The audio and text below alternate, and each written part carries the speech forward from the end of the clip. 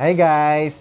Alam niyo, binigyan ako ng mga friends ko ng gift and nagulat ako kasi ang laki ng box oh. Moschino yung binigay tapos toy 2. Buksan natin. Ayan yung laman niya. May pabango. Tapos ito pabango din to, no? Tapos meron ding body lotion at saka merong shower gel. Tapos ito yung pabango na binigay sa akin. Ayan natin. Ay, grabe ang bango. As in, super bango.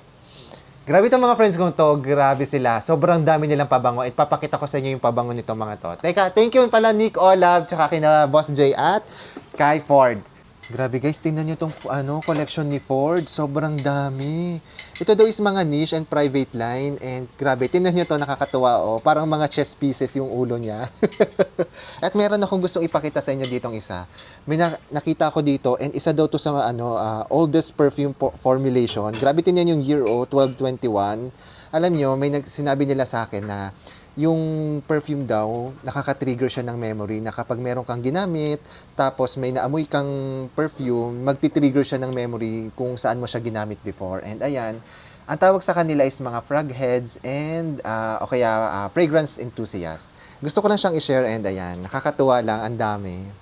So mag-try tayo ng isang fragrance nila. Ito, kuha tayo and ang napili ko ay itong Amouage Reflection 45. Hindi ko alam kung ano to and try natin. Ay, ang bango. Ay, parang nahiya ako mag-spray.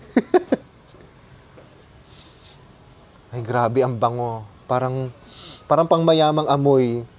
Parang tipong yung pang maglakad ka, kilala ka na kagad, alam na nila na dumaan ka, ganon.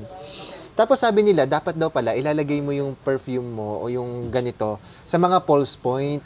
Yung mga pulse point daw is dito, dito, dito. Tapos maglagay ka rin sa katawan mo tsaka dito sa likod. Ganun daw magpabango. Ayan, grabe. Ang bango nito. Hindi ko alam kung ano to pero ang bango.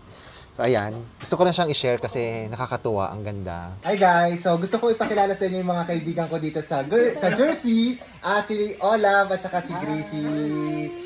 1 decade na kami magkakaibigan. Magkaibigan kami since 2015. So, ayan. Super friends ko tong mga to and super happy na nag-reunite ulit kami dito. Yes. Guys. Yes. We support Rappi B. Thank you! Tapos guys, yung kakilala ko dito, yung may-ari nitong bahay ay si Ford. Ito siya. Hi Ford! Hello po. Tapos yung pinsan niya si Nick at saka si Boss J.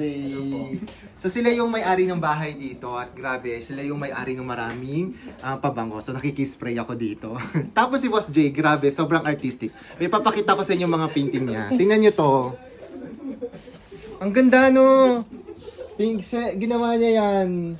Nakakatuwa. Gusto ko rin Gusto ko magpa-paint ng nude. Sorry, hindi yun. Joke lang po, joke lang. Pero ang galing. So, sila pala ay mga accountants din, katulad ko. And matagal na sila dito sa isla. So, once in a while, nakikita-kita kami. Pero matagal, parang 3 years bago ulit kami magkita-kita. Kaya, ayun, sobrang saya na nandito kami lahat ngayon. So, ayun. Thank you guys! Bye-bye!